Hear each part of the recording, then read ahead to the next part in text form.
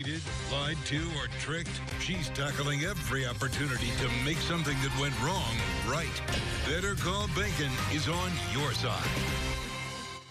Plenty of residents across Florida have found some creative workarounds to get property insurance at a more affordable price. But in the wake of Hurricane Idalia, a Gibsonton man found out that he didn't have the coverage he thought he had. Our consumer investigator Shannon Bacon joined us now with that story. Jen Keith, I first introduced you to Eric Leach just hours after Hurricane Idalia left our area. He told me then that he had self-insured his house, but he had an insurance policy to protect his possessions. Already, though, that claim has been denied.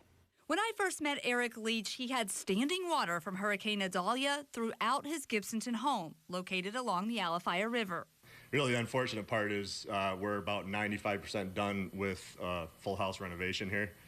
As you can see, there's still spackle showing, and so essentially that's all going to have to be redone. You know, kitchen has to be gutted, bathroom gutted, so pretty much starting back over. Storm surge invaded every room. Basically just watched as it slowly got closer, got to the door, got above the door. Like many who live along flood-prone areas, Leach doesn't have flood insurance. Homeowners tell me it's either not offered or not affordable. Leach doesn't have homeowners insurance either because of the cost and the fact that it's not required since he doesn't have a mortgage. What he did do to protect himself is buy what is a popular workaround called personal property insurance to cover $30,000 worth of belongings, such as furniture and electronics. He even included flood and hurricane as causes of loss. So he tells me he was shocked when his claim was denied. I bought this policy thinking that I was safe, and absolutely was not. And basically they said something about, you know, if a tree fell on the house and rain came in and you know, it had water damage that way.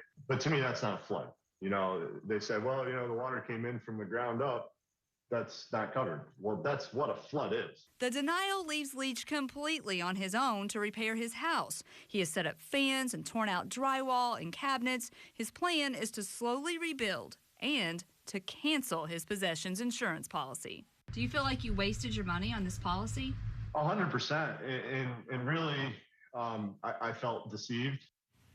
Leach tells me his plan for the future is to set aside money each month for his own self-insurance in case there is another storm that hits his house again. In the meantime, he says he's planning to file another claim because his septic system backed up during the storm, but he tells me that he fears that that claim will also be denied.